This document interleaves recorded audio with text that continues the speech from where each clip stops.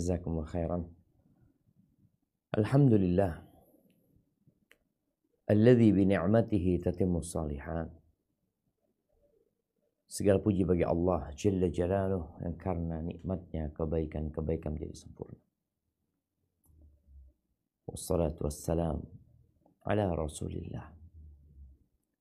Salawat dan salam semoga tercurahkan untuk utusan Allah, baginda Nabi kita Muhammad ibn Abdullah wa ala alihi wa ashabihi wa man walah, untuk keluarga beliau, untuk para sahabat beliau, dan orang-orang yang mengikuti dan mencintai beliau.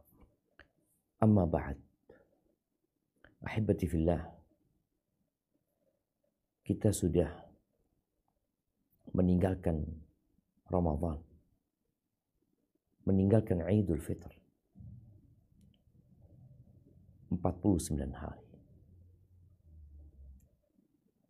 Tapi sayangnya di jalanan, entah mungkin di sebagian rumah sakit di Jakarta, masih terpampang ucapan selamat Ramadan atau selamat Idul Fitr. Kenapa itu terjadi? Apakah kita yang lalai? Atau kita yang dilalaikan? Kita sekarang tanggal 19 Dzulqa'dah. 11 hari lagi kita akan masuk ke salah satu momentum yang sangat mahal sekali. Sangat indah sekali. Di berbagai tempat kita melihat iklan-iklan, sponsor-sponsor, sesuatu yang ditawarkan kepada umat manusia. Rasul sallallahu alaihi wasallam mengatakan kepada para sahabatnya, riwayat Al-Imam Bukhari dan perawi-perawi hadis yang lainnya dari Abdullah bin Abbas radhiyallahu anhu, ma min ayyamin al-amalu salihu fihinna ahabbu ilallah minhu fi hadhil ayyamil ashar. Tidak ada hari-hari yang beramal saleh di dalamnya lebih dicintai Allah Jalla Jalaluh daripada beramal saleh di 10 awal Dzulhijjah. 10 awal Dzulhijjah. Mulai tanggal 1 Dzulhijjah. Ada banyak amalan di situ. Ada banyak kegiatan yang seharusnya seorang muslim melakukannya. Tapi iklan, sponsor, peringatan, ajakan, sepertinya kok sepi. Nggak ada sepanjang masa ini. Di 355 hari. Itu tidak ada hari yang lebih Allah cintai, yang lebih baik beramal soleh di dalamnya daripada beramal soleh sejak tanggal 1, 2, 3, 4, 5, 6, 7, 8, 9, 10 Dzulhijjah. Nggak ada. Sampai para sahabat mengatakan walal jihadu fi sabilillah. Jihad di jalan Allah, berperang, yang berpotensi menyebabkan seorang itu terluka, pulang cacat, atau bahkan dia tewas. Berpotensi dia ditawan oleh musuh, disiksa sama musuh. Itu tidak dapat menandingi beramal soleh di 10 awal Dzulhijjah. Qala walal jihad fi sabilillah. Enggak. Jihad pun enggak dapat menandingi. Illa rajul kharaja bi nafsihi wa malihi wa lam yarji' min dzalika bi syai'. Kecuali satu kondisi di mana seorang keluar berjihad di jalan Allah. Dia bawa jiwa raga, dia bawa hartanya. Dia tewas. Gak ada yang kembali ke rumahnya. Itu yang tidak tertanding. Tapi sayangnya banyak di antara kita biasa-biasa saja. Faktor biasa-biasa itu karena memang ketidaktahuan, kelengahan, kelalaian, kesibukan. Berarti kita perlu mengingatkan kembali. Bagaimana produk-produk yang dibuat oleh pabrik-pabrik ini terus ditawarkan ya. Rokok contohnya. Pernah melihat rokok berhenti ditawarkan. Padahal secara pesan yang disampaikan, rokok itu membunuhmu, jangan dirokok. Tapi terus diiklankan. Sehingga orang jatuh menjadi merokok. Padahal dikasih tahu rokok itu berbahaya, rokok itu dapat membunuhmu, rokok itu seperti ini, seperti itu. Tapi karena terus diiklankan, orang jadi merokok. Padahal udah dikasih tahu jangan dirokok. Tapi diiklankan. Maka anak ingin semuanya turut dalam mengiklankan 10 awal Dzulhijjah ini. Gak ada loh jawab. Gak ada. Di 10 awal Dzulhijjah ini semua amalan terkumpul. Mungkin kita masih ingat dengan 10 akhir Ramadan yang katanya ada 1 malam lebih baik dari 1000 bulan. Iya. Tapi kita ketahuilah semua amalan di 10 akhir Ramadan itu bisa diamalkan di 10 awal Dzulhijjah. Tapi amalan di 10 awal Dzulhijjah gak bisa dikerjakan di 10 akhir Ramadan. Di 10 awal Dzulhijjah ada haji. Ada wukuf di Arafah yang gak bisa dikerjakan di 10 akhir Ramadan. Ada menyembelih kurban yang gak bisa dilakukan di 10 akhir Ramadan. Baik, ahibati fillah, itu sebagai mukaddimah.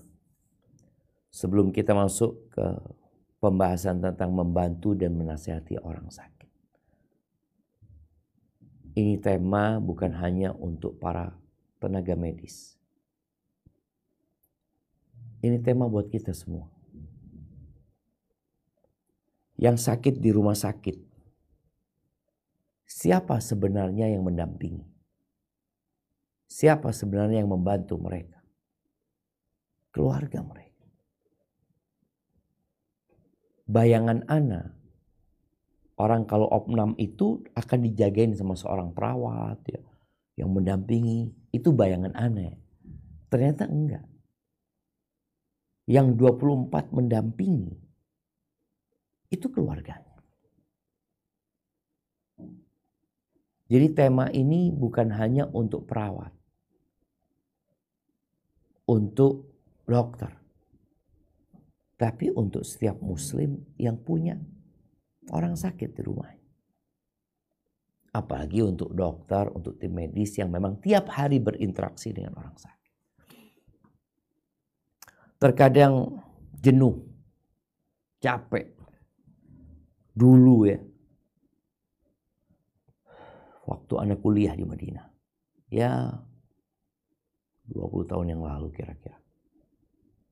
Ana membaca potongan di koran. Koran bahasa Arab ya. Ana baca, menarik sekali judulnya. Kira-kira judulnya itu malaikat rahmat berubah menjadi malaikat azab. Ana jadi apa ini ya?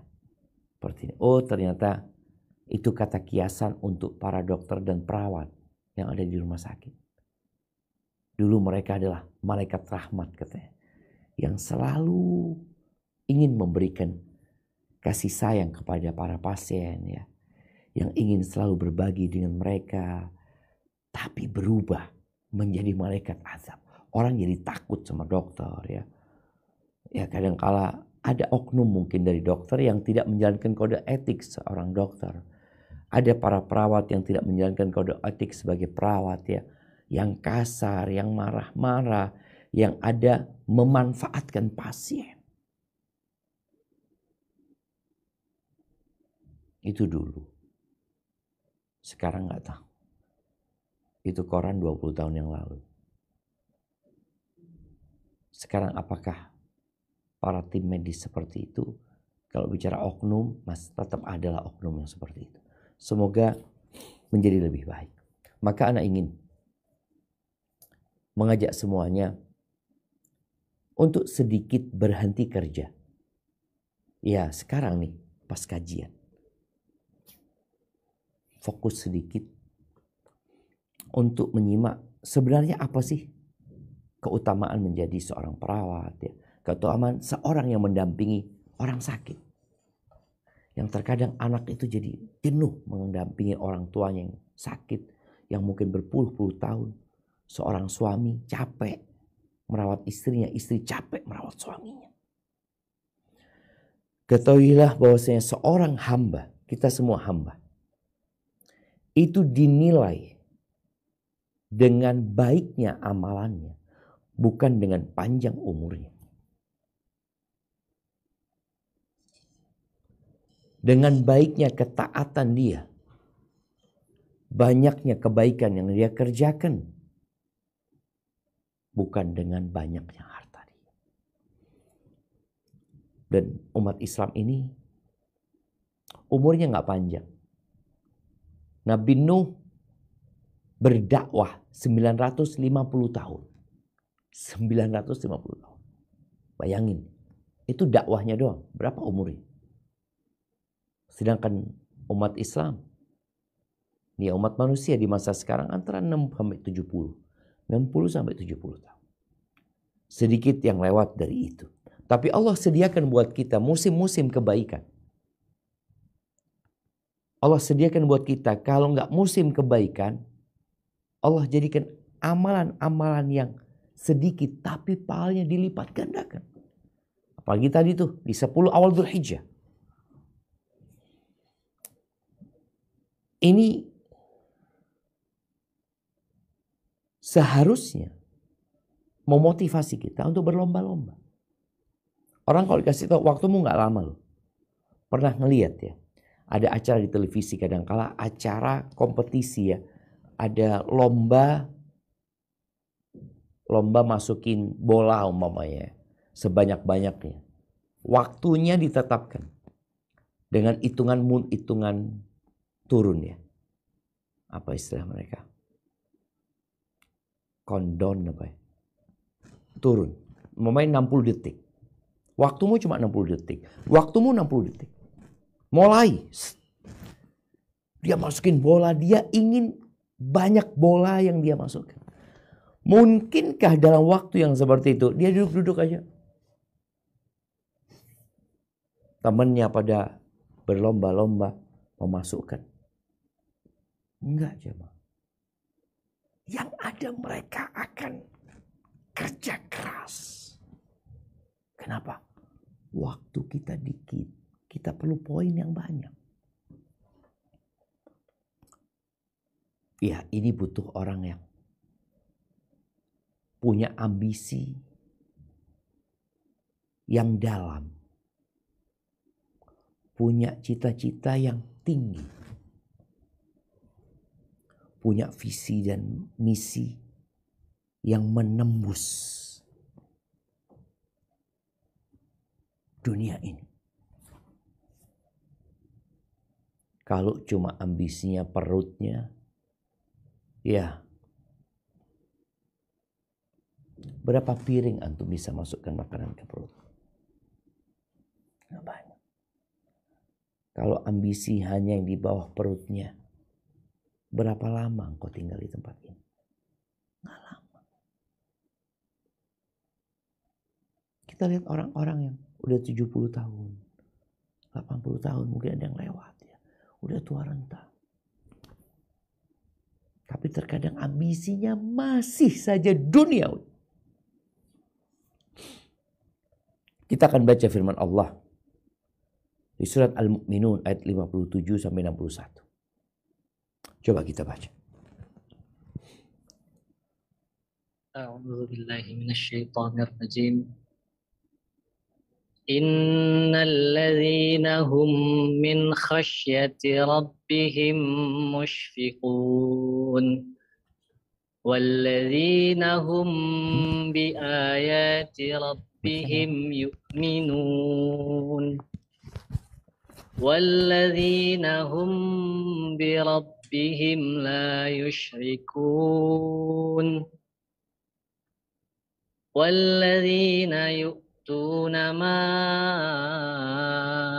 آتوا وقلوبهم وجلة أنهم إلى ربهم راجعون أولئك يسارعون في الخيرات وهم لها سابقون.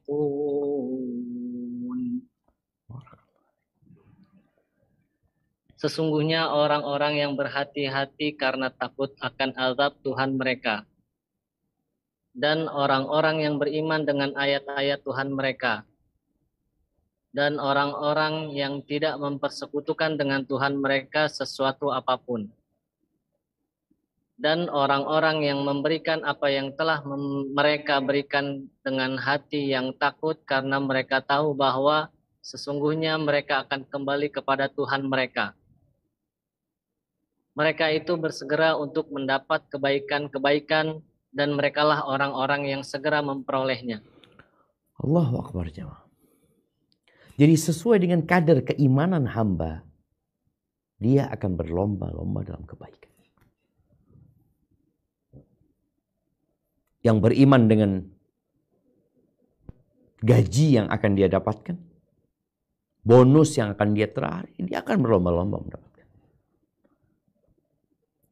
Yang beriman dengan akhirat, yang beriman dengan adanya surga dan neraka, mereka berlomba-lomba dalam kebaikan.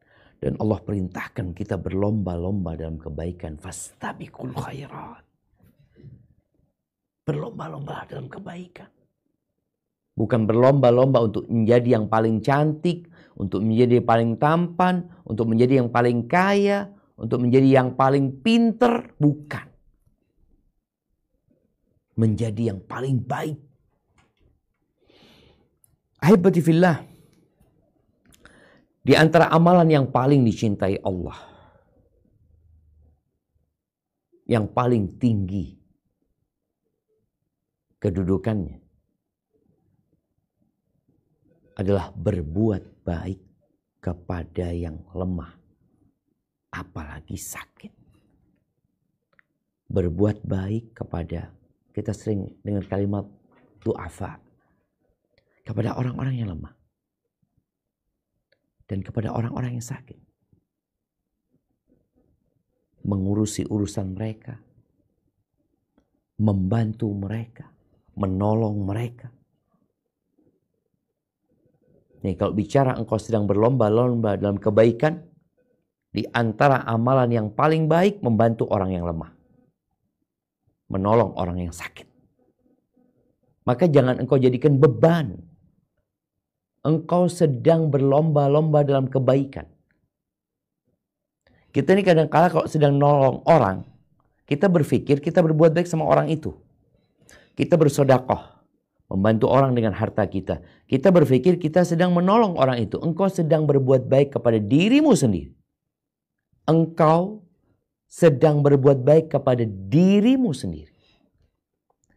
In ahsantum ahsantum li anfusikum. Kata Allah Jalla Jalaluh, apabila kalian berbuat baik, sejatinya kalian berbuat baik kepada diri kalian sendiri. Agar engkau sadar bahwa engkau sedang menolong dirimu. Jangan sampai engkau berpikir itu beban. Aduh, capek, lelah, ini itu. Seorang yang masih berpikir kerja, ya, dia akan merasa kapan waktunya pulang ya. Aduh, ini pasien kok nggak sembuh-sembuh sih. Ini pasien kok sangat, ya apa istilahnya, sangat mengganggu mereka. Mereka sukanya pasien-pasien yang tenang. Semuanya kepinginnya seperti itu. Abdullah bin Umar bin Khattab radhiyallahu anhuma meriwayatkan bahwa Rasulullah sallallahu alaihi wasallam bersabda, al-muslim akhul muslim. seorang muslim itu saudara buat muslim yang lainnya. Apa tugasnya saudara? La yadlimuhu wa la yuslimuhu. Janganlah dia mendolimin saudaranya. Jangan pula menyerahkan saudaranya kepada musuh. Tidak menolong dan membantunya. Man kana fi hajati akhi, kana Allah fi hajati. Barang siapa yang mengurusin urusan saudaranya, maka Allah akan ngurusin urusan dia. Nih, kalau engkau berbuat baik kepada orang lain, sejatinya engkau sedang berbuat baik kepada dirimu. Engkau ngurusin orang yang sakit, sejatinya engkau sedang ngurusin dirimu. Allah akan ngurusin urusan dia. Wa man farraja an muslimin kurbatan, farrajallahu anhu biha kurbatan min kurabi yaumil qiyamah. Barang siapa yang menghilangkan kesusahan dari diri seorang muslim, maka Allah akan menghilangkan kesusahan bagi dia. Kalau dia menghilangkan satu kesusahan, Allah akan hilangkan satu kesusahan buat dia dari kesusahan hari kiamat. Rawahul Bukhari wa Muslim. Gimana posisi seorang dokter yang ngurusin orang yang sakit? Ketika dia niatkan membantu, ketika dia niatkan berlomba-lomba untuk menjadi yang terbaik, bukan berebut pasien untuk mendapatkan keuntungan duniawi. Engkau dapat gaji. Tinggal bagaimana engkau mengikhlaskan niatmu. Dan mengurusi urusan itu bukan karena uangnya, tapi karena berharap Allah Azza wa Jalla akan membantu di dunia dan di akhirat. Kemudian di hadis Abu Hurairah radhiyallahu anhu, qala Rasulullah sallallahu alaihi wasallam, man naffasa an mu'minin kurbatan min kurabid dunya, naffasallahu anhu kurbatan min kurabi yaumil qiyamah. Wa man yassara ala mu'sirin yassarallahu alaihi fid dunya wal akhirah. Wa man satara musliman satarahullah fid dunya wal akhirah. Wallahu fi aunil abdi ma kana al-abdu fi auni akhi. Rawahu Muslim. Yang artinya barang siapa yang menghilangkan kesusahan buat orang yang beriman dari kesusahan dunia, maka Allah akan menghilangkan bagi dia kesusahan dari kesusahan hari kiamat. Dari kesulitan hari kiamat. Di dunia kalau kita sulit, susah, bisa minta bantuan orang lain. Di akhirat, engkau meminta pertolongan siapa? Barang siapa yang memudahkan orang yang kesulitan.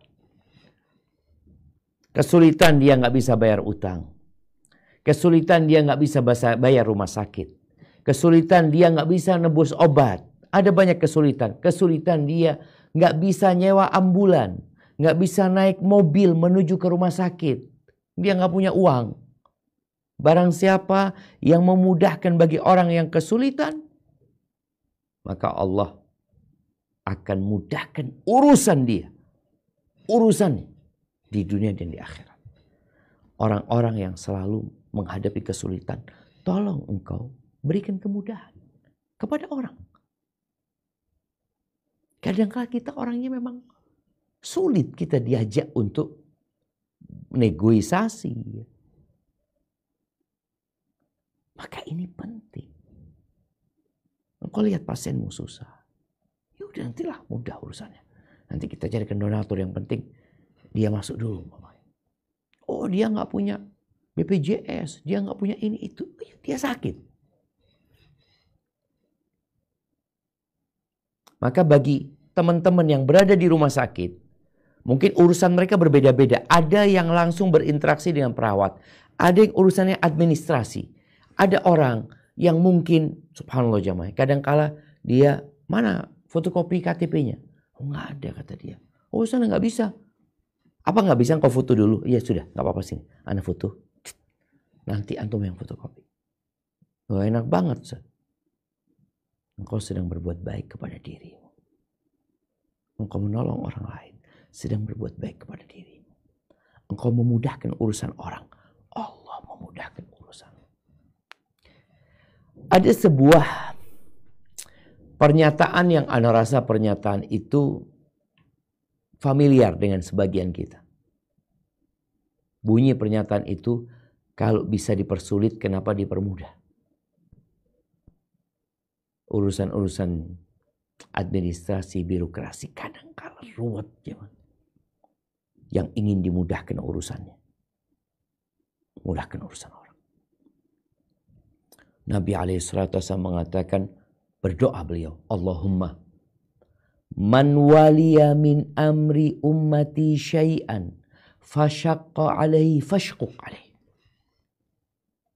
Ya Allah, siapa saja dari umatku yang mengurusi sebuah urusan, yang menjabat sebuah jabatan, kemudian dia mempersulit umatku, persulit buat dia hidupnya. Nabi mendoakan itu. Dan barang siapa waman waliya min amri ummati farafaqa bihim farfuq bih. Kemudian dia berlemah lembut ya kepada orang-orang yang diurusin, maka berlemah lembutlah sama dia. Ini jamaah.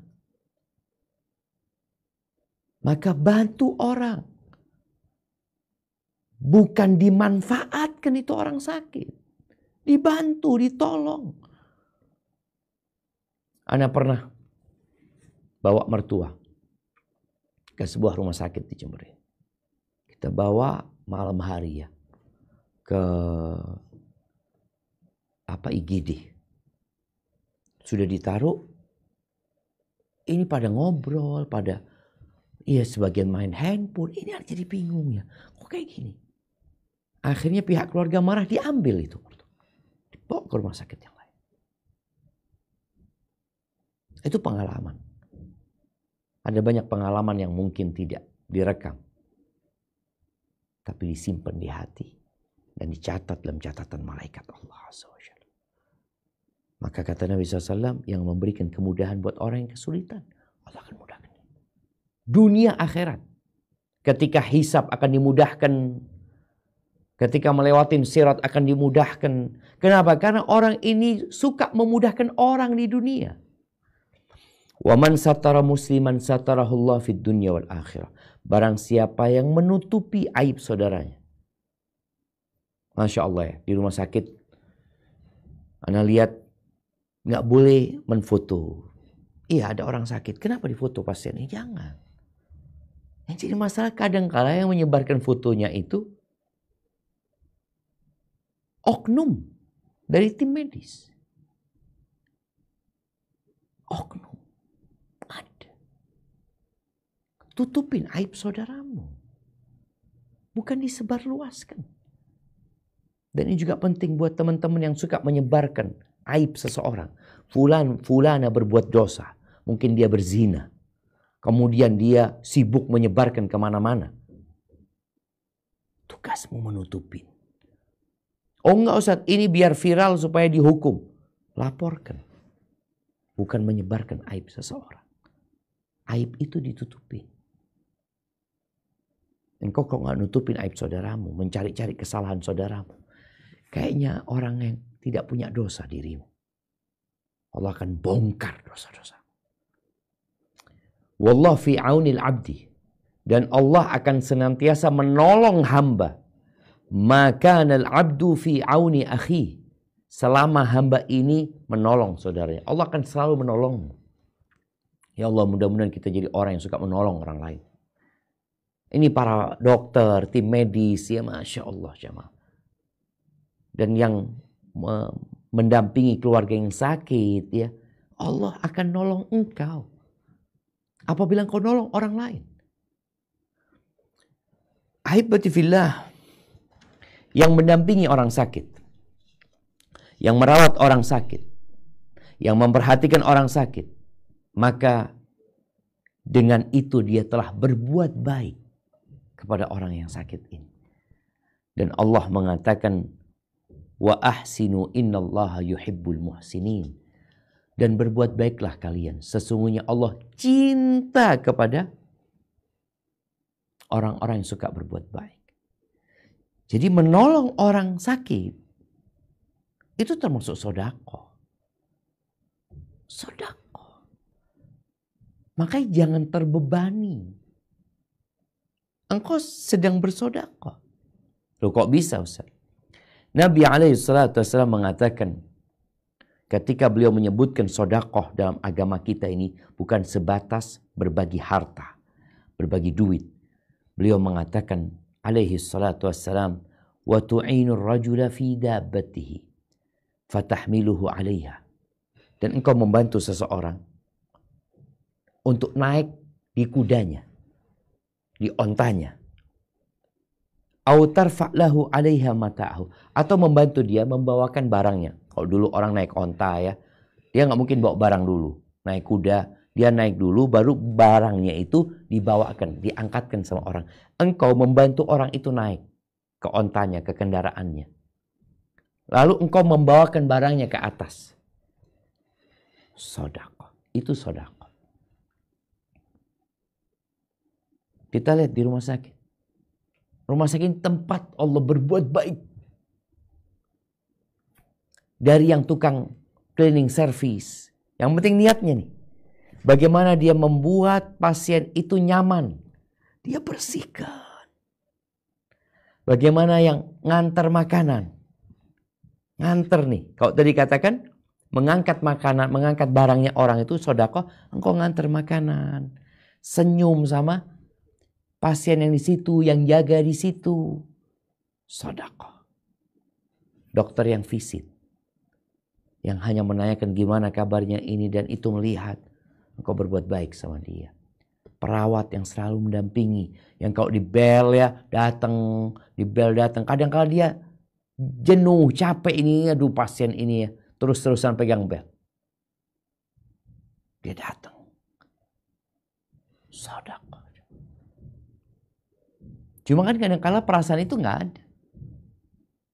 Yang ada engkau capek dan lelah. Ahibati fillah. Kadangkala pasien itu perlu dinaikkan kursi roda. Perlu didudukkan di kursi. Perlu dinaikkan ke ranjang.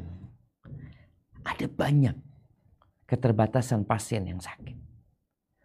Perlu dibantu ke kamar mandi. Allahu Akbar aja. Perlu pispot kadangkala. Rasul sallallahu alaihi wasallam pernah kedatangan seseorang.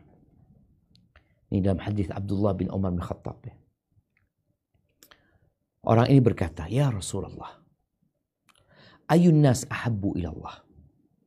Wahai Rasulullah, manusia seperti apa yang paling dicintai Allah? Dalam riwayat lain, khairun nas, siapa orang yang paling baik? Wa ayyul a'mali ahabbu ilallah, dan amalan apa yang paling dicintai Allah Azza wa Jalla? Faqala Rasulullah sallallahu alaihi wasallam, ahabbun nasi ilallah anfa'uhum linnas. Orang yang paling dicintai Allah adalah orang yang paling bermanfaat buat orang lain. Manfaat buat orang lain. Seorang dokter, seorang perawat, seorang pendamping orang yang sakit. Engkau bisa menjadi orang yang paling dicintai Allah. Dengan menjadi orang paling bermanfaat. Kadangkala anak 5, 10. Yang merawat orang tuanya yang sakit 1. Dia insya Allah dapat menjadi yang terbaik.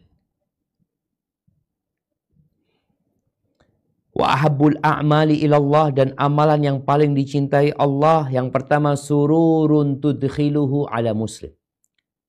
Kegembiraan yang kau transfer ke hati seorang muslim. Bikin dia gembira. Jangan bikin dia takut, khawatir, cemas. Kadangkala kita ini bikin orang susah. Ini orang sakit. Katakan, aduh gak mungkin sembuh, gak mungkin sembuh. Mau dibawa kemana? Bukankah yang menyembuhkan Allah? Ketika orang sakit, kakinya patah umpamanya, waduh kok parah banget ini, parah. Apa gak bisa engkau katakan, waduh alhamdulillah engkau, ada yang lebih parah dari engkau. Nggak bisa mengatakan itu. Bisa. Ada yang lebih parah. Penyakitnya berbahaya. Ini penyakit sangat berbahaya sekali. Ada yang lebih bahaya dari ini. Penyakit ini ya perlu perhatian khusus. Tapi insya Allah aman. Allah Maha Kuasa. Ini yang perlu dilakukan. Mentransfer kegembiraan kepada orang lain. Atau takshif anhu kurbah. Atau engkau menyingkap kesukaran dia. Kesulitan dia. Disingkap. Atau taqdi anhu dainan. Atau engkau lunasi utang dia. Bayarin. Atau tatrud anhu ju'an. Atau engkau mengusir kelapar dari dia. Bawain makanan, kasih makanan.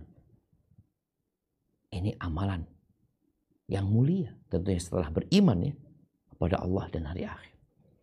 Lalu beliau mengatakan, wala an amshiya ma'a akhin fi hajatin.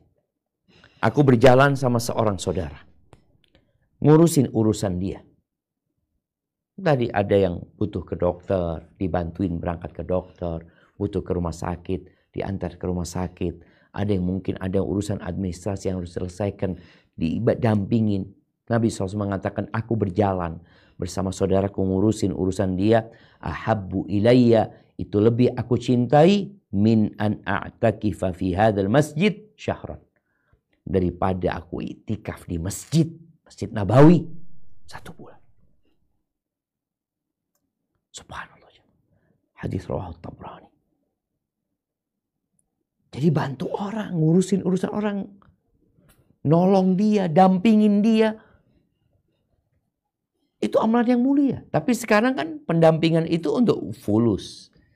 Cara pengacara umpamanya atau apalah yang dampingin urusannya orang. Fulus mereka. Tapi orang yang ikhlas lillahi ta'ala. Didampingin itu orang yang sakit. Sampai sembuh. Ketika putri Nabi Muhammad SAW sakit.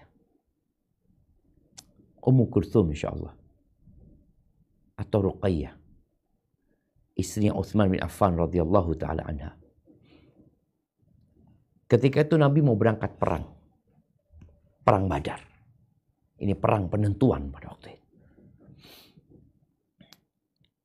Utsman mau ikut berangkat. Istrinya sakit. Utsman mau ikut berangkat perang. Yang kita tahu jihad pahalanya Allahu Akbar. Pahala jihad itu nggak ada yang menandingi. Ini Utsman mau berangkat jihad sama Nabi SAW disuruh ngerawat istrinya yang sakit. Akhirnya nggak ikut perang. Apa kata Nabi SAW? Inna laka ajra rajulin mimman syahida badran wa sahmahu. Engkau sesungguhnya bagimu saham buat yang ikut perang Badar. Engkau dapat pahalanya, dapat sahamnya, yakni dapat harta rampasan perang. Subhanallah. Karena dia mau ikut perang. Tapi disuruh merawat istri yang sakit. Ini menunjukkan bahwasanya merawat, membantu, menolong orang lain. Itu benar-benar sebuah amalan yang agung sekali. Maka bersabarlah engkau. Allah akan berikan pahala yang tidak terhitung. Apa kata Allah di surat Az-Zumar ayat 10? Coba kita baca. Qul ya ibadilladzina amanu ittaqu rabbakum lilladzina ahsanu fi hadhihi dunya hasanah wa ardullahi wasi'ah innama yuwaffas sabiruna ajrahum bighairi hisab. Katakanlah, hai hamba-hambaku yang beriman, bertakwalah kepada Tuhanmu. Orang-orang yang telah berbuat baik di dunia ini memperoleh kebaikan. Dan bumi Allah itu adalah luas. Sesungguhnya hanya orang-orang yang bersabar yang dicukupkan pahala mereka tanpa batas. tanpa batas ya, mendampingi orang sakit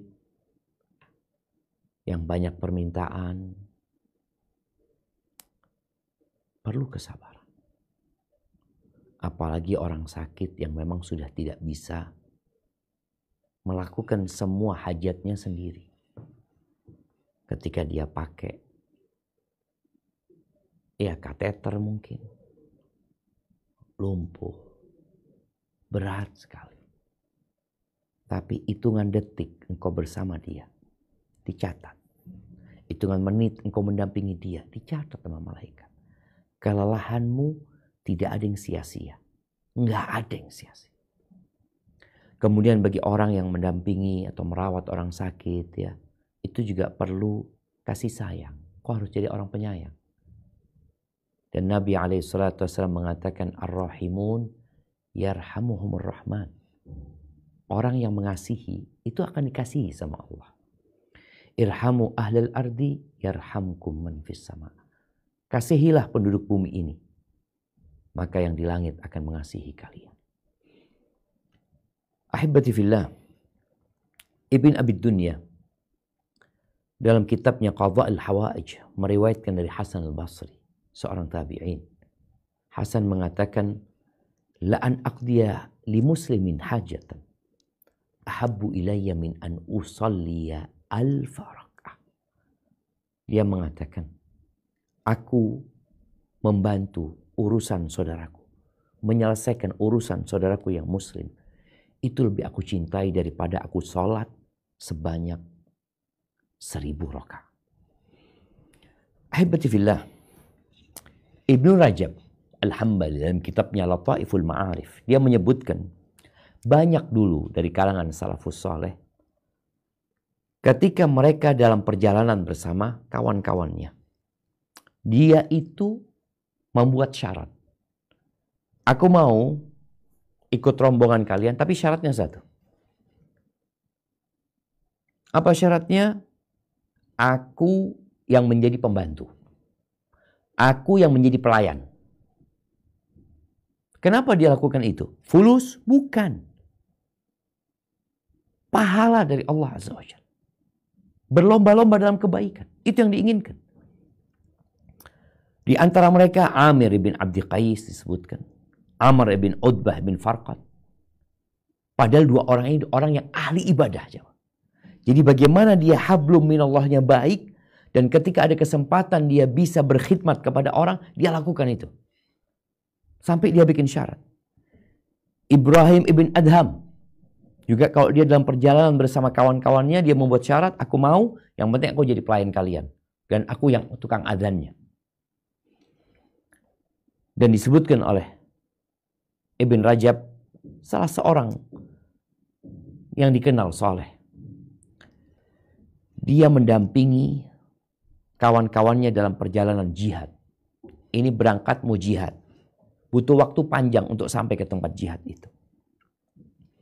Dan juga perjalanan yang lain, mungkin perjalanan umroh, perjalanan haji, atau perjalanan dagang pun. Dia membuat syarat, aku yang berkhidmat. Aku yang memberikan pelayanan. Dia kalau ngelihat ada salah satu orang yang mencuci, langsung dikatakan, ini termasuk dalam syaratku loh. Aku yang nyuci bajumu, cuci bajunya. Kalau ngelihat orang yang sedang mencuci rambutnya, orang dulu rambutnya panjang-panjang, yang laki-laki pun panjang rambutnya. Dia mengatakan ini termasuk syaratku ya. Dia bantu, dia sampui rambutnya orang ini. Ketika orang ini mati jamaah, ditemukan tertulis di tangannya tulisan min ahlil jannah. Dilihat mana mungkin. Ternyata tulisan itu di dalam. Antara kulit sama daging.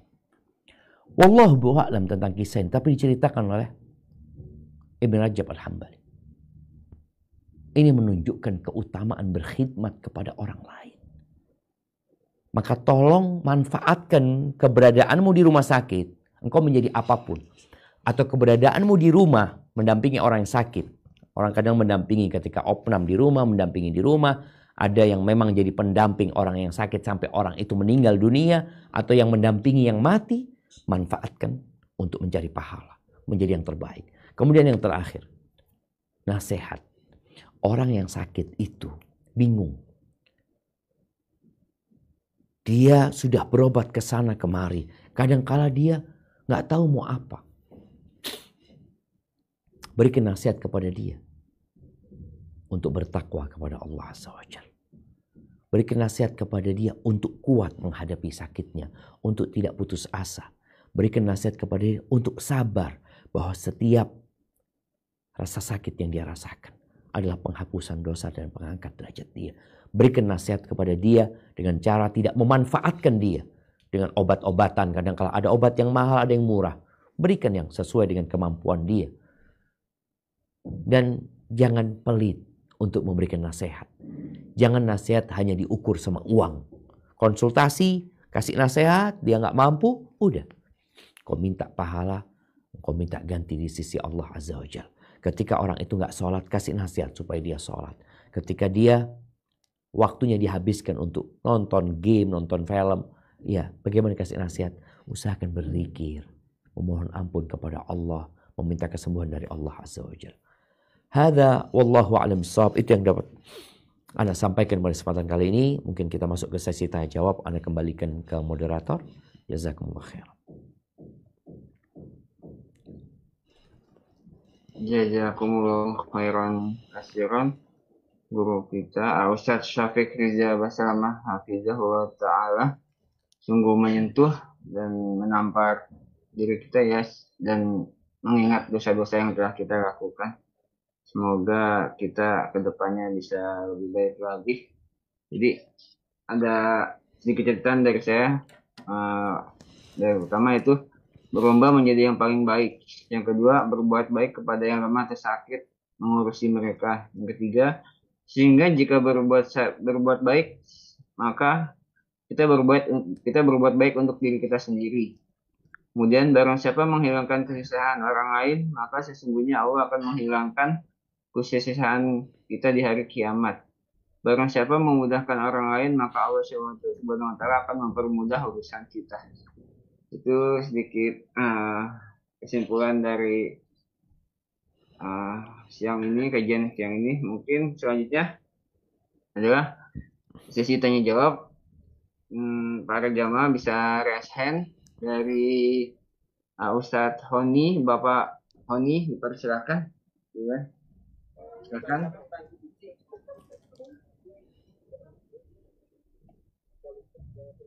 Assalamualaikum warahmatullahi wabarakatuh. Waalaikumsalam warahmatullahi wabarakatuh. Semoga Ustadz, tim dan jamaah selalu diberi keberkahan Allah Subhanahu wa Ta'ala. Amin. Ustadz, ana izin bertanya Ustadz. Ketika kita awal hijrah itu, kita tuh selalu mudah untuk menangis dengan apa yang telah kita lakukan, dengan dosa-dosa yang kita lakukan. Ana waktu itu pernah mencoba menerapkan yang pernah kajian Ustadz sampaikan, kalau kita coba untuk memberikan datang ke pasien untuk memberikan makanan atau memberikan sesuatu, kita sharing mengenai ketika dia sakit, kita harus sering mengingat Allah. Dan kadang-kadang berapa kali kita merasakan apa yang dia rasakan, tapi kadang kita juga tidak merasakan sesuatu yang mereka rasakan gitu Ustadz. Apakah ini termasuk dari amalan hati kita yang kurang bersih, atau memang pada hati kita ini dari hati kita ini yang mungkin ada amalan yang mungkin sombong atau ria atau ujub yang membuat kita tidak mudah menangis lagi. Terus untuk yang kedua Ustadz, kadang-kadang mungkin ya Ustadz ya, kita itu di pelayanan atau teman-teman di pelayanan tuh, kalau di Jakarta tambah sering tuh pasien itu untuk komplainnya tuh komplain yang tidak sesuai dengan faktanya tuh. Kadang-kadang Ustadz, kadang-kadang mereka yang dikomplain itu, contoh ketika jam besuk kita informasikan kalau jam besuk itu tidak ada, terus dari mereka itu langsung komplain mungkin lewat Google ulasan, itu mereka dengan kata-kata yang tidak mengenakan gitu. Itu bagaimana kita menyikapinya supaya hati kita itu tetap berpikir kalau kita itu kerja ibadah, dan kita di sini di rumah sakit itu, kalau mungkin Imam Syafi'i yang pernah bilang kalau ilmu kesehatan itu yang dipelajari setelah ilmu halal dan haram. Mungkin itu aja Ustadz. Mohon nasihatnya Ustadz. Jazakallah khairan Ustadz. Masya Allah, barakallahu fiik. Naam, ahibati fillah. Iman itu naik turun. Sebagaimana ada waktu-waktu kita sholat itu khusyuk sekali. Ada waktu-waktu kita merasakan indah ibadah itu jemaah. Tapi ada kondisi-kondisi hambar. Sholat berat sekali. Imam yang bacaannya nggak panjang tapi jadi seakan-akan panjang sekali. Rukuknya imam yang biasa-biasa aja jadi buat kita kok panjang. Puasa sunnah yang terkadang kita melaksanakannya dengan mudah ini penuh perjuangan. Apa penyebabnya? Ya, hal itu hal yang wajar sebenarnya. Karena Nabi SAW mengatakan, inna likulli amalin syirrah wa fatrah. Amalan itu ada membaranya, ada loyonya. Itu hal yang wajar. Karena kita manusia berbeda dengan malaikat yang iman mereka terus ya berada di level yang sama. Mereka tidak pernah berhenti, mereka tidak pernah jenuh, mereka tidak pernah bosan. Sedangkan kita berbeda dengan mereka. Kita makhluk yang berbuat dosa.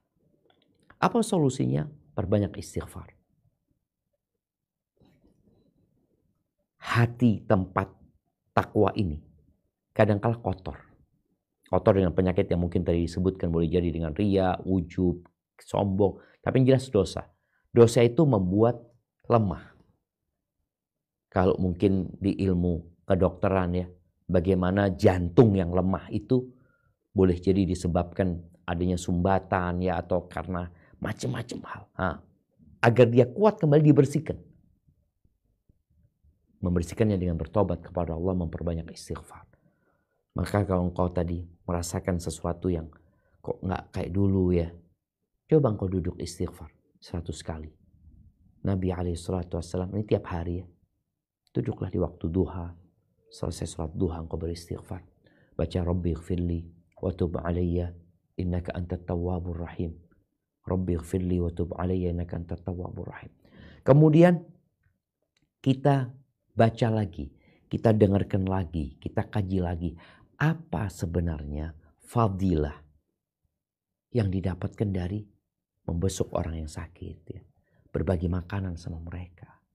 Apa fadilah? Karena orang itu biasanya akan semangat ketika dia tahu fadilah sesuatu. Seperti orang yang tahu dengan keutamaan minum madu mamanya, atau minum habatus sauda. Ketika dia tahu, dia akan minum. Dapat berapa hari, berapa bulan, lupa lagi dia. Maka baca lagi, biasanya dia akan semangat kembali. Adapun yang kedua berkaitan dengan komplainan ya. Ya, makanya tadi disampaikan menghadapi orang sakit, menghadapi pasien, atau menghadapi manusia secara umum itu perlu kesabaran. Mereka ngomong yang macam-macam. Sabarlah seperti sabarnya para nabi. Nabi SAW, ya, beliau dihina, diejek dengan ungkapan yang tidak ada satu ungkapan keburukan kecuali pernah disematkan kepada Nabi SAW. Oleh mereka yang hidup semasa Nabi atau yang sesudah. Dikatakan penyihir, orang gila, dukun, pendusta, pembual. Na'udzubillah min dzalik. Maka intinya bersabar. Cari pahala di sisi Allah Azza wa Jalla, dan wajarlah orang-orang marah itu, yang jelas mereka pun akan dihisap. Kok nggak usah bingung-bingung, mereka yang berkata yang macam-macam nggak perlu dikomentari. Karena kalau ada orang komentar buruk, engkau nggak perlu membalas komentarnya. Kalau engkau balas, dia tambah jadi. Apa yang harus kau lakukan? Minta maaf, semoga yang sakit disembuhkan, semoga keluarganya yang nggak bisa membesuk ya, dikasih kelapangan dada ya, dikasih kenyamanan dalam hidupnya, kasih kesehatan, macam-macam lah. Doakan aja mereka sehingga engkau tidak tenggelam dalam kesedihan dengan ucapan-ucapan yang menyakitkan hati. Hadza wallahu a'lam bissawab. Nah.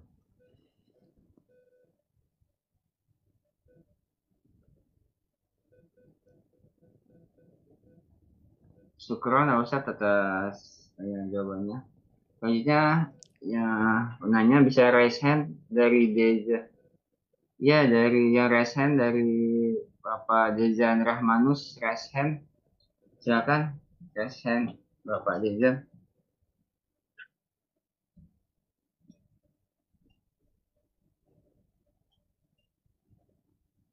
Dari Bapak Dejan Rahmanus.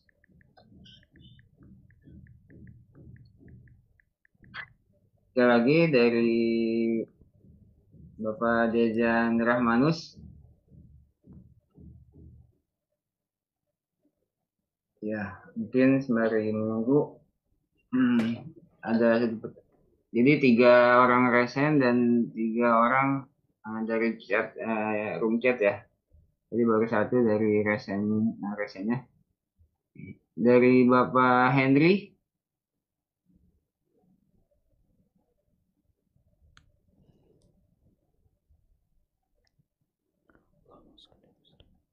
Dari Bapak Henry silakan nyareskan.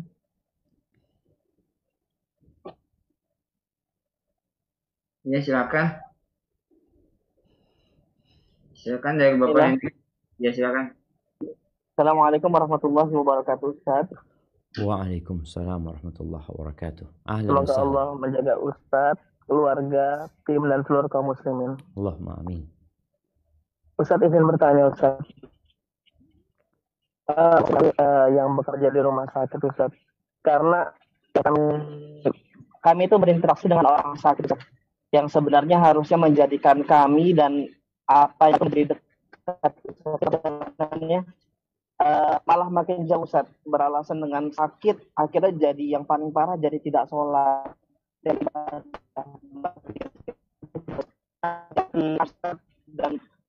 kusana dan umumnya bagi teman-teman untuk terus menasihati diri sendiri maupun pasien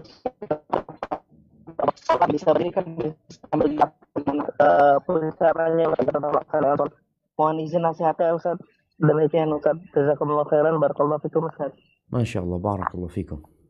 Iya, ana mungkin bisa menyimpulkan dari pertanyaan yang terputus-putus barusan ya, tentang berkaitan dengan berinteraksi sama orang sakit. Yang orang sakit itu seharusnya mereka dekat sama Allah Azza wa Jalla karena memang mereka butuh. Mereka memerlukan bantuan Allah agar mereka sembuh. Tapi terkadang mereka malah jauh dari Allah Subhanahu wa taala. Mereka malah berhenti sholat kadang-kala ya. Ya, ini menjadi tugas kita ya. Tugas teman-teman yang bekerja di rumah sakit untuk menjadikan hal itu peluang untuk dakwah. Allah Azza wa Jalla mengatakan, "Waman ahsanu qawlan mimman da'a ila Allah wa 'amila shalihan wa qala innani minal muslimin." Dan enggak ada orang yang lebih baik ucapannya daripada seorang yang berdakwah, mengajak orang kepada Allah. Ini orang enggak sholat, enggak mau kepada Allah, kita ajak sholat.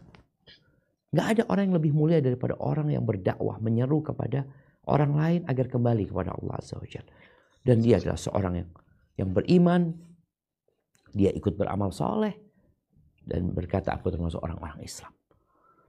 Jadi buat teman-teman ya jangan pernah berhenti ya. Boleh jadi kadang-kala butuh pemaksaan. Ana sering sampaikan bahwasanya pasien tuh kadang-kala lebih percaya sama dokter daripada sama ustadz. Bukan lebih percaya, lebih nurut sama dokter daripada nurut sama ustadz. Kalau sang dokter mengatakan, umpamanya kalau bapak nggak sholat, saya nggak akan datang lagi. Umpamanya mungkin cari dokter yang lain.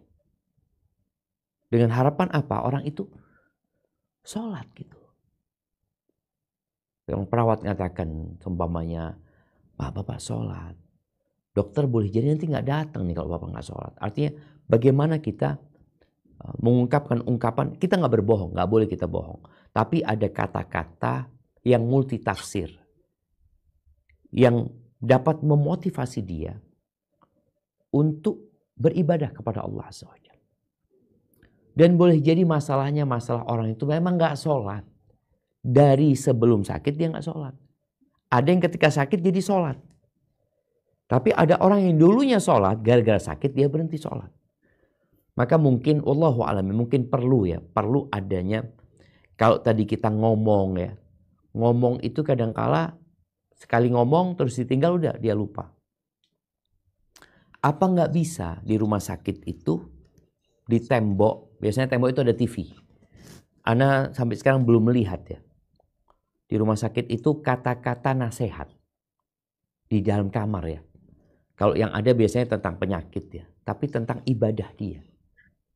Ketika tahu ini muslim, kita kasih di kamarnya. Umpamanya kita bikin dalam figura ya. Apa umpamanya tulisannya. Hanya Allah yang menyembuhkanmu. Jangan tinggalkan sholat ya. Apa nasihat-nasihat itu? Karena itu insya Allah akan memotivasi dia untuk jadi lebih baik. Anak ingat punya saudara pernah dirawat di salah satu rumah sakit non muslim, rumah sakit Kristen. Di Malang kalau nggak salah. Dia cerita, anak Ustaz, waktu itu setiap bangun anak ngelihat jam. Di bawah jam itu ditaruh salib Ustaz. Jadi setiap anak bangun yang anak lihat tuh salib kata dia. Seperti itu. Nah, kita sebagai seorang muslim, bagaimana sekarang pasien itu setiap bangun dia ingat sama Allah. Setiap mau tidur dia lihat jam biasanya. Dia ingat sama Allah SWT. Mungkin ini bisa dibicarakan agar di setiap kamar itu. Anda nggak tahu apa sudah ada seperti itu apa enggak. Mungkin moderator bisa memberikan maklumat mungkin. Iya, gimana Bang? Ada nggak kata-kata nasihat-nasihat yang berkaitan dengan dia menjaga sholat, ibadah di kamar pasien itu? Nasihat-nasihat ya Pak Ustadz? Iya, nasihat-nasihat supaya dia dekat sama Allah gitu. Minta kesembuhan sama Allah. Oh, biasanya kalau untuk di rumah sakit ini Pak Ustadz ada dari apa namanya kan tim HPK ya. HPK itu ada punya tim HPK itu ada yang namanya penasihat untuk agak cuma penasihat gitu Pak Ustadz. Jadi ada juga mendatangi pasien-pasien dan memberi kayak rohani-rohani gitu Pak Ustadz. Iya, tapi Ada, kan datang ya, bukan seperti kata-kata nasihat yang ada di dinding gitu, enggak kan? oh, bacaan-bacaan semacam itu ya nasihat Sebaik Pak tadi Ustadz. nasihat umpamanya ingat Allah yang menyembuhkanmu, umpamanya seperti itu. Ada juga sih Pak Ustadz. Di Ya. dalam kamar pasien. Ada sebenarnya kebijakan dari masing-masing. Ada juga yang ada pakai itu sih, ada yang pakai seperti itu, ada juga yang tidak Pak Ustadz. Iya, itu mungkin bisa jadi pertimbangan ya, jadi pertimbangan bagaimana harapan, Ana yakin harapan rumah sakit ini pasien ini sembuh. Dan rumah sakit tidak menyembuhkan, yang menyembuhkan Allah SWT. Rumah sakit cuma ngobatin. Mungkin bisa menjadi pertimbangan buat teman-teman adanya figura-figura ya, kata-kata yang memotivasi dia untuk tetap beribadah. Hadza wallahu a'lam bishawab. Baik. Iya. Baik, syukran Pak Ustadz. Ini dari selanjutnya dari Bapak Dejan yang resen dari tadi nih, Bapak Dejan.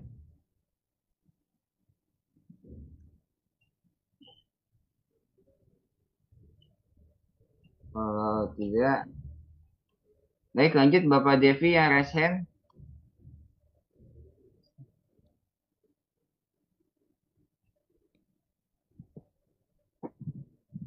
Assalamualaikum. Waalaikumsalam warahmatullahi wabarakatuh. Ustadz mohon izin bertanya Ustadz. Nah.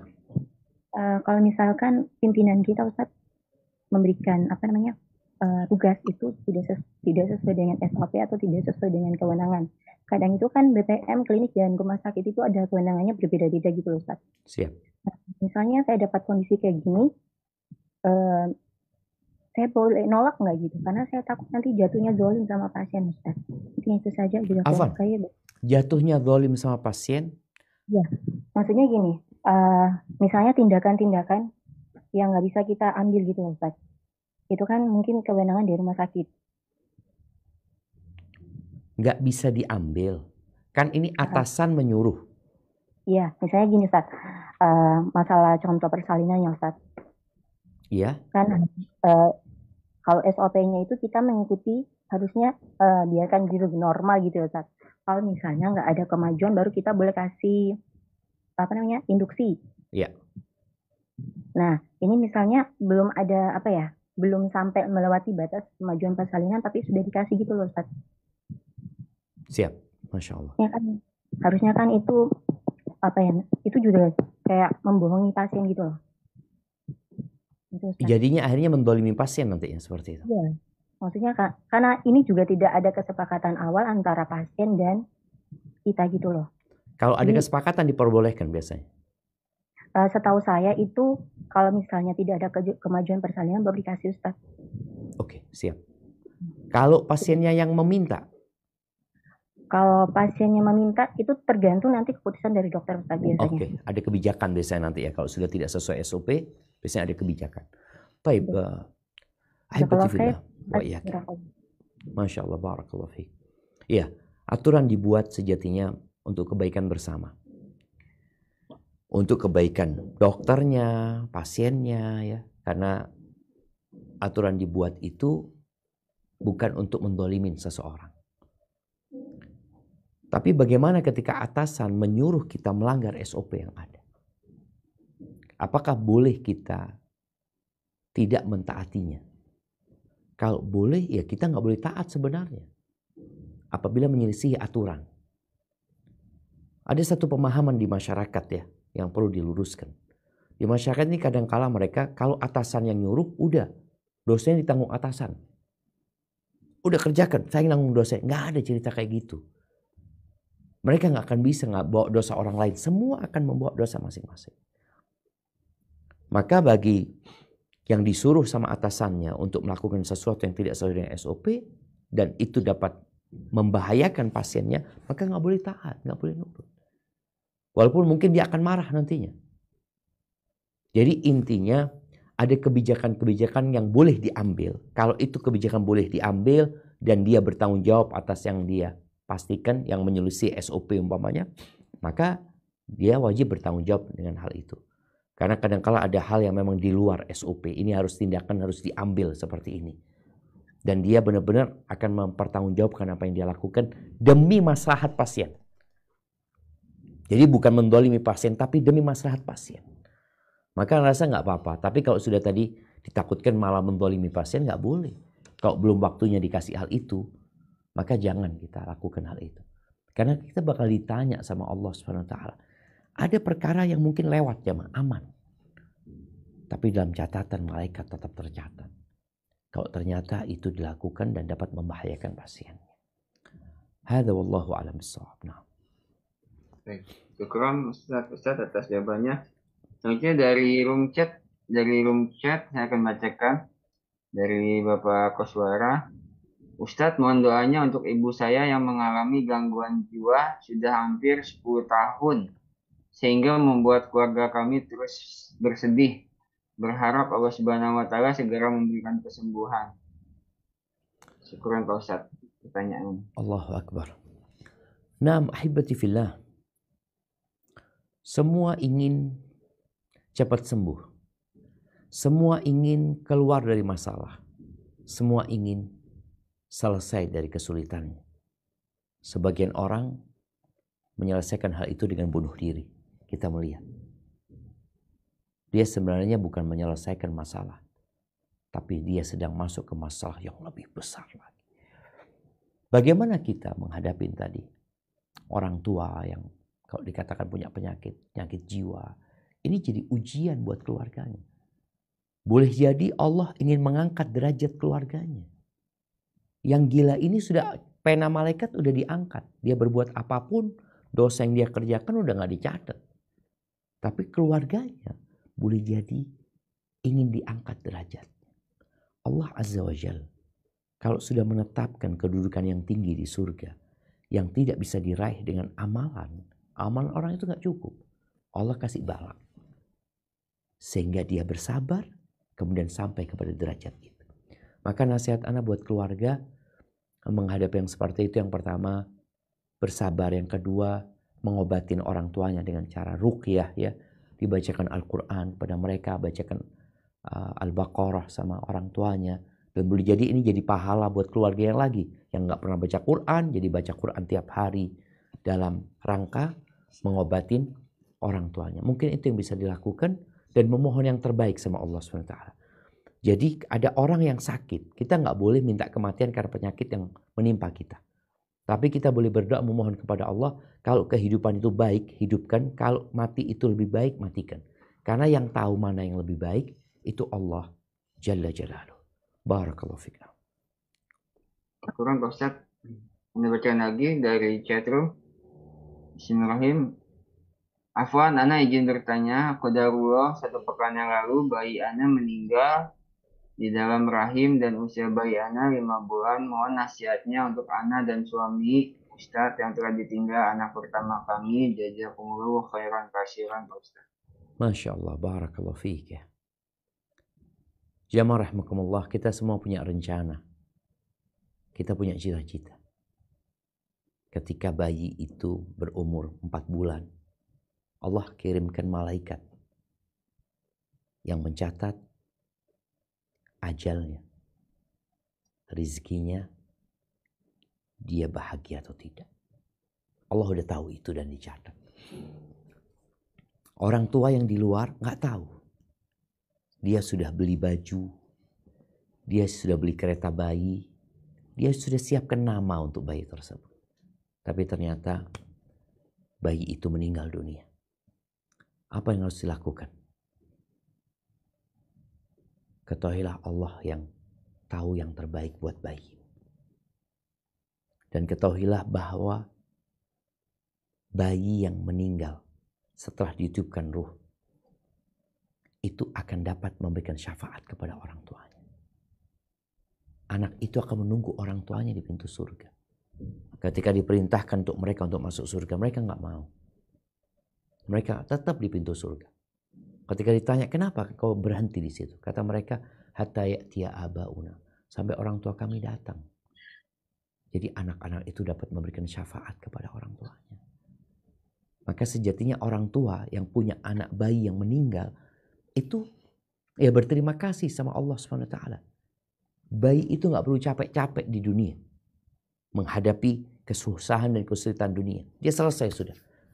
Tapi dia akan memberikan syafaat kepada orang tua.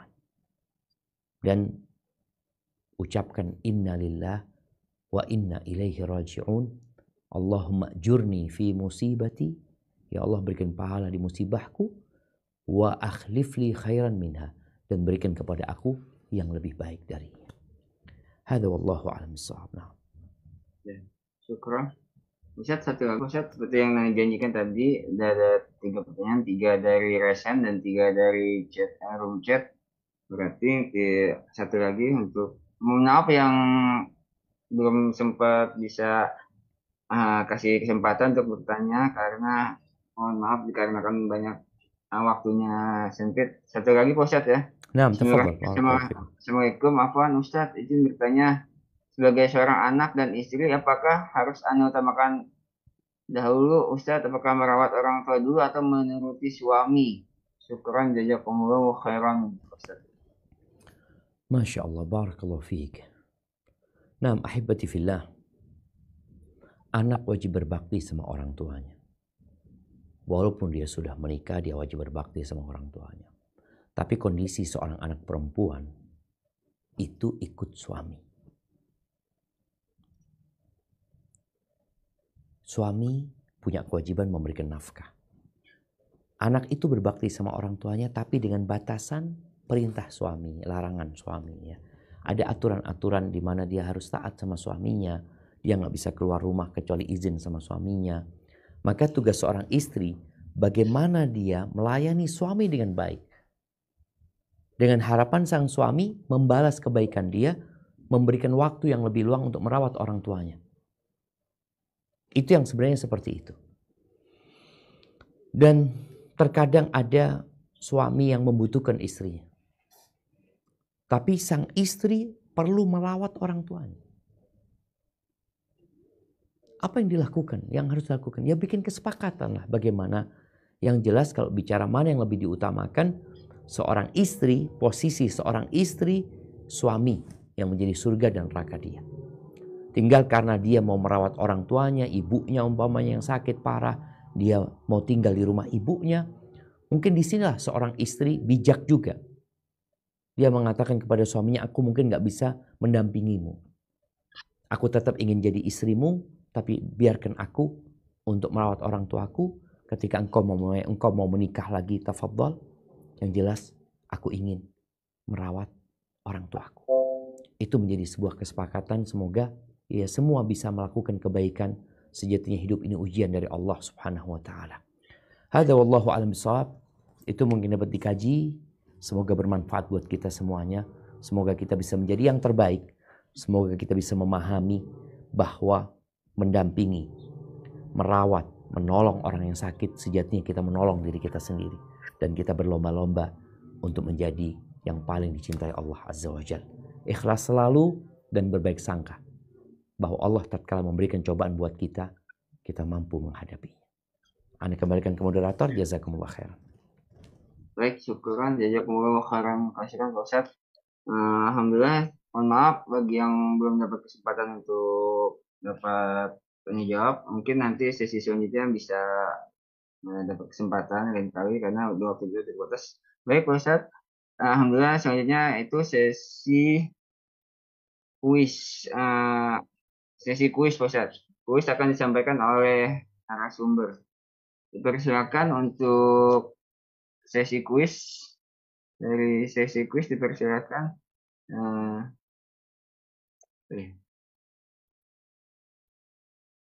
Ya, dari sesi kuis. Oh. Baik, mungkin. Oh ya, sorry. Maaf Pak Ustadz, hari ini tidak ada sesi kuis. Izin Pak Ustadz, hari ini tidak ada sesi kuis. Mungkin diganti dengan satu pertanyaan lagi aja Pak Ustadz, sesi kuisnya Pak Ustadz. Boleh Pak Ustadz?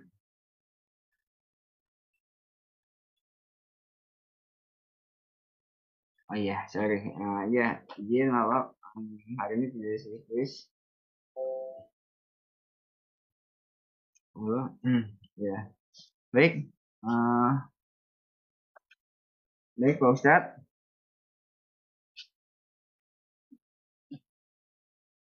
Sudah. Mohon maaf, hari ini tidak ada sesi kuis. Mungkin ya. Assalamualaikum Pak Ustadz. Ya mungkin Pak Ustadz sudah ya, gitu ya. Baik. Baik para jamaah, terima kasih atas kehadiran dan partisipasinya. Mohon maaf sekali lagi kalau ada salah-salah kata dan ucapan dari moderator. Bagi yang belum dapat kesempatan, saya juga mohon maaf belum dapat kesempatan untuk bisa sesi tanya jawab. Insya Allah nanti sesi selanjutnya insya Allah akan dapat kesempatan. Baik, kami dari kajian panitia kajian Puskesmas DKI Mengaji mengucapkan jazakumullah khairan kasiran pada narasumber Ustaz Syafiq Riza Basalamah hafizahullah ta'ala atas waktu, nasihat dan materi yang disampaikan. Semoga Allah Subhanahu wa Ta'ala senantiasa memberikan keberkahan dan kebaikan kepada Ustaz. Kami mengucapkan terima kasih kepada panitia yang bertugas dan rekan-rekan RSUD Puskesmas DKI Jakarta Mengaji atas terselenggaranya kajian hari ini. Kami mengucapkan terima kasih kepada para hadirin jamaah yang telah menyimak dan membersamai kita semua dalam menuntut ilmu. Kami selaku panitia kajian mohon maaf apabila dalam kajian ini masih terdapat kekurangan dan kendala selama berlangsungnya acara kajian. Semoga ke depan dapat lebih baik lagi. Ana Muhammad Syarif Sidik Alil dari RSUD Tanjung Priok sebagai moderator dan rekan Ana Bapak Reza dari RSUD Kalideres sebagai pembaca tilawah Al-Quran pada kajian kali ini. Mohon pamit dan undur diri. Semoga di pertemuan selanjutnya Allah mudahkan kita semua untuk kembali bertemu dan menuntut ilmu bersama. Barakallahu fikum. Wassalamualaikum warahmatullahi wabarakatuh.